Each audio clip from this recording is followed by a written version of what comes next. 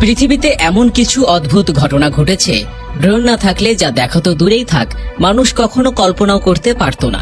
দুর্গম স্থানে ভবন নির্মাণ কিংবা নদীতে রং বেরঙের পানি, অসাধারণ এ দৃশ্যগুলো ড্রোন না থাকলে আপনি কখনো দেখতে পারতেন না।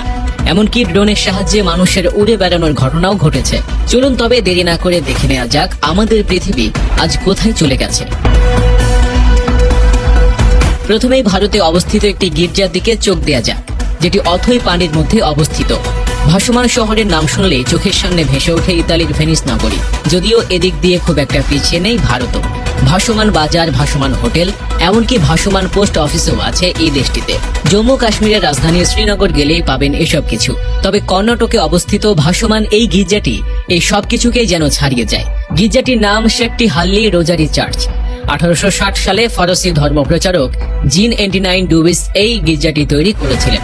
ইউরোপে প্রচলিত দ্বাদশ শতাব্দীর গঠিত স্থাপত্যের ছোঁয়া দেখা যাচ্ছে রোজারি চার্চে। ড্রোনের সাহায্যে তোলা কল্লিয়ার একটি নদীর ছবি আপনাকে মুগ্ধ করতে বাধ্য। বছরের কয়েকটা মাস কলম্বিয়া নদীর লাল, নীল, হলুদ, কমলা, সবুজ এমন নানা রঙের ছটায় বর্ণিল হয়ে ওঠে। এমনটা দেখতে পাবেন না আর কোথাও। তাই আদর করে কেউ কেউ একে ডাকে রংধনু নদী, কেউ আবার বলে পৃথিবীর সবচেয়ে সুন্দর নদী। অনেকেই ভুল করে ভাবেন কেন ক্রিস্টালের আশ্চর্য এই রং আসে শৈবাল কিংবা শ্যাওলা থেকে। নানা রঙের ছটায় নদীকে বর্ণিল করে তুলতে উদ্ভিদটির উপযুক্ত পরিবেশ পেতে হয়।